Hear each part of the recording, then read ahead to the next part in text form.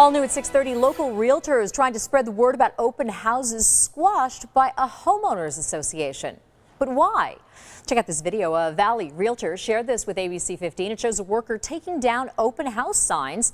ABC 15's Katie Connor with more tonight on this back and forth.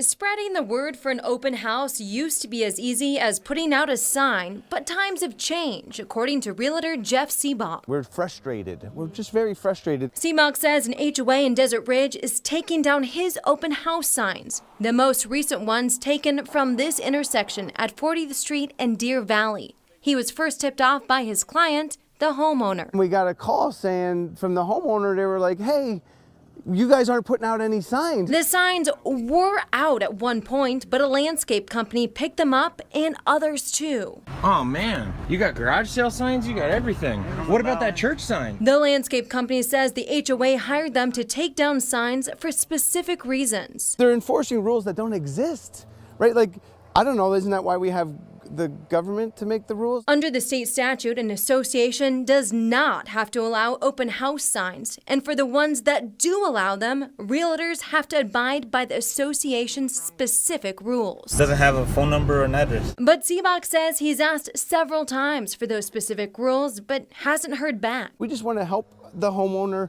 sell the house and stay within the rules. We just need clarification and process so that we can follow it effectively. In Phoenix, Katie Connor, ABC 15, Arizona. Katie, thanks. We reached out to the HOA several times. We've not received a statement yet. The Arizona Association of Realtors says HOAs can't regulate nor can they restrict for sale, for rent, or for lease signs on a homeowner's property as long as the sign meets statutory requirements.